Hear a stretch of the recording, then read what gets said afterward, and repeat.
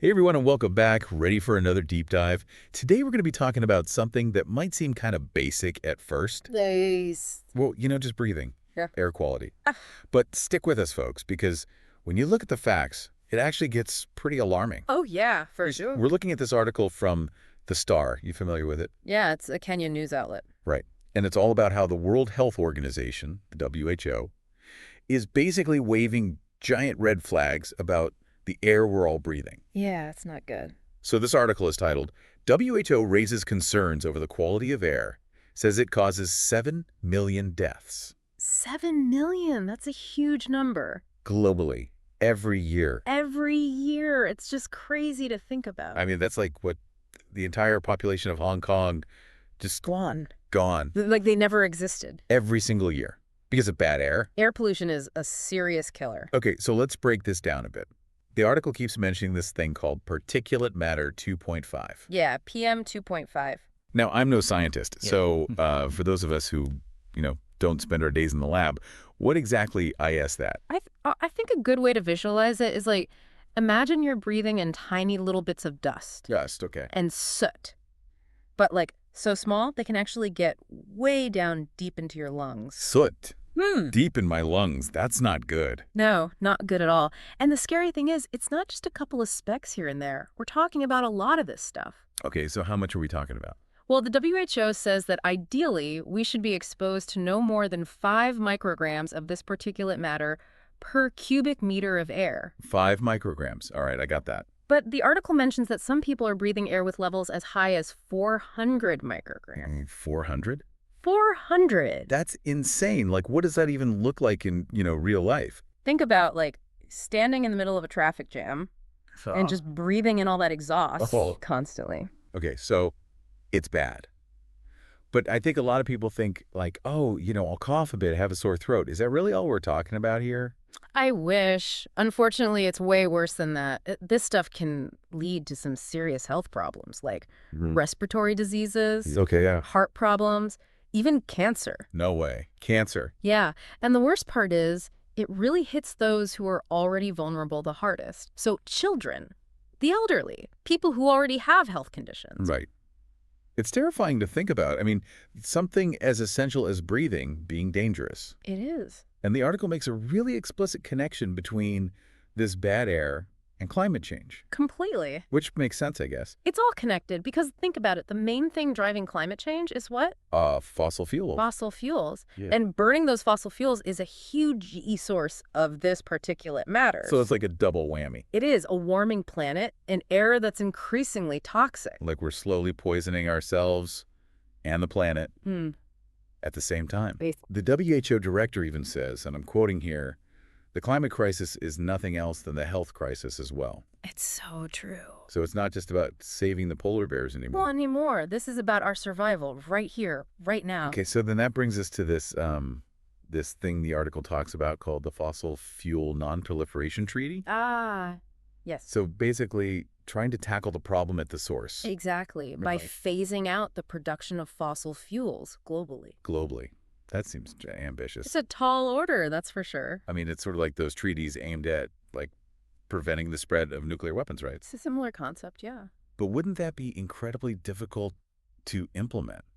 Like, so many countries rely on fossil fuel. Oh, absolutely. It would be a huge undertaking, extremely complex. But what I find so interesting here is that more and more people are recognizing that relying on fossil fuels just isn't sustainable. Environmentally, you mean? Environmentally, yes. But it's not just that. It's also a major risk to our health, Right, right. our economies, and get this, even human rights. Hold on, human rights. How do human rights fit into this? Well, think about those communities that are directly impacted by fossil fuel extraction. Okay, yeah. So the drilling, the mining, the pipelines, the article talks about how those things often lead to, well, people losing their homes, Displacement? right? Yeah. And then, their environment being damaged, polluted, Yeah. and sometimes even violence. And this is especially true in communities that are already marginalized. So it's not just about the emissions themselves. It's like this whole system that's built around fossil fuels. A system with a lot of negative consequences. Like a chain reaction almost. Exactly. These consequences aren't limited to just one place. Nope, they spread. which is why this idea of a just transition is so important. Just transition. Explain that one to me. So as we move away from fossil fuels, and we need to make sure that the people who depend on those industries aren't left behind. That makes sense. So like the workers in the coal mines, the oil rigs, and the communities that rely on those jobs, we got to find ways to create new jobs for them. Sustainable jobs. Sustainable jobs. And we need to support them during this transition. But that brings up another point. Who's going to pay for all this? Yeah, because this sounds expensive. It is. The article talks about massive funding challenges, especially for developing nations. Right, because they might not have the resources to just dot switch over. Exactly. And this is where things get really interesting because the article goes on to talk about how... It's a lot to take in. Right. Right. Yeah. I mean, we're talking about a global effort here. Yeah. But I think it's important to sort of bring this back down to earth. Back down to earth. You know what I mean? Like a personal level. Yeah. Because we often think about climate change in these big terms, like melting ice caps and, hurricanes and stuff. Yeah, the big picture. Right. But this air quality thing, it feels a lot more immediate. Like it's literally the air we're breathing right now. It is. You know what's crazy? It's so easy to get overwhelmed by the scale of the problem. When we talk about international treaties and, global economics and all that. For sure. It's a lot. But the thing is, even small actions can make a difference. Okay, now you're talking. I like the sound of that. What can we as individuals do to actually make a difference? Well, think about your day-to-day routine. How do you get to work? I drive. Okay. You drive solo every day? Could you maybe carpool sometimes? Or take public transport? Yeah, I could. Or even bike?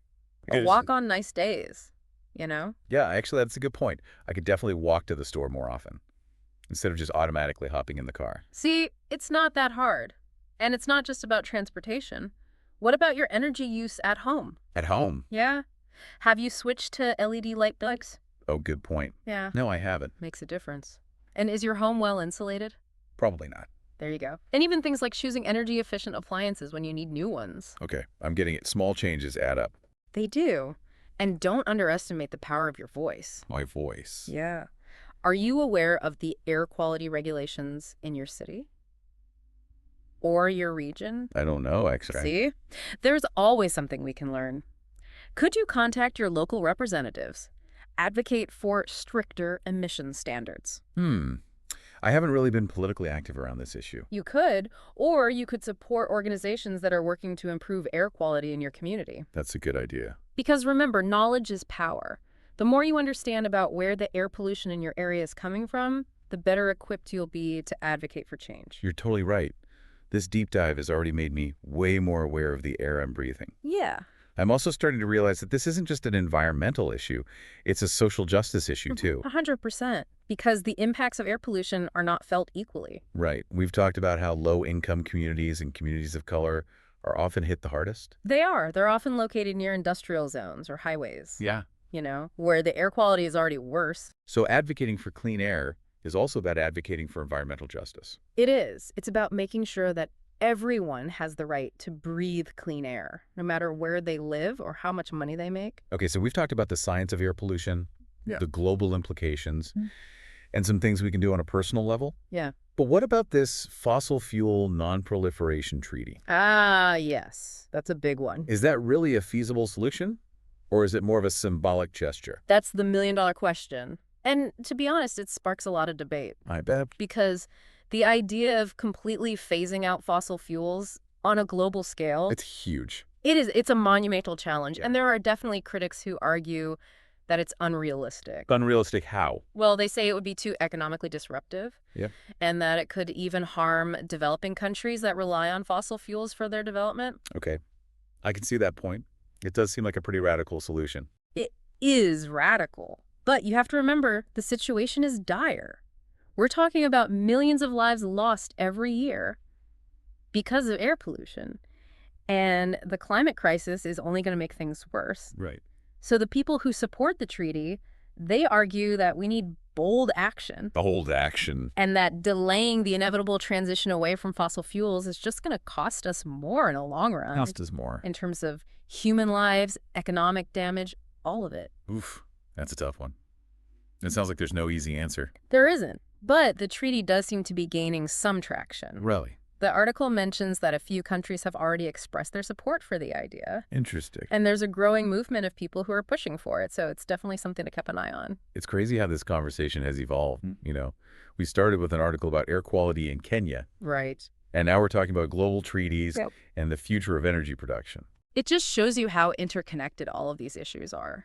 You know, air pollution, climate change, social justice, economic development, they're all linked. It's all connected. And the choices we make, both individually and collectively, are going to determine what the future looks like. So what can we do to make sure that future includes clean air for everyone? We've talked about individual actions, but what about on a larger scale? Well, one crucial thing is supporting policies that promote clean energy and sustainable transportation. Okay. We have to move away from fossil fuels and invest in renewable sources like solar, wind, and geothermal. But aren't those technologies still pretty expensive? And what about the reliability? Like what happens when the sun isn't shining or the wind isn't blowing?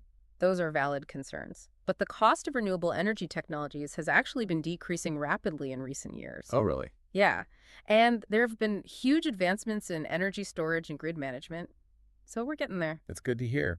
But it seems like there's still a lot of resistance to change, especially from the fossil fuel industry. Oh, absolutely. They have a vested interest in maintaining the status quo. Right. And they've been very successful at lobbying against climate action and spreading misinformation about renewable energy. So how do we overcome that resistance? It's going to take a lot of effort from individuals, communities, businesses, and governments. We need to demand change from our elected officials. Put the pressure on. Exactly. And we need to support businesses that are committed to sustainability and continue to educate ourselves and others about the urgency of this issue. Education is key. It is. And speaking of education, you mentioned misinformation earlier. What are some of the common myths or misconceptions about air quality and climate change that you've come across? Ooh, that's a good question. One that I hear a lot is that air pollution is primarily an outdoor problem. Ah, yes. The fresh air myth. Right. Like as long as I'm inside, I'm good. But the article actually mentioned that indoor air quality can be just as bad or even worse. It's true, we often don't think about it, but there are so many sources of indoor air pollution. Like what? Well, cleaning products, for one. Oh, yeah. And cooking fumes, mold dust mites, even the materials used to build and furnish our homes. Wow, I never really thought about that. It's a hidden danger. So what can we do about it? Simple things like ventilating your home regularly. Open the windows. Exactly. Using natural cleaning products, avoiding harsh chemicals. Right. You can also invest in air purifiers. Especially if you live in a city. Exactly. It's amazing how this conversation has really broadened my perspective on air quality.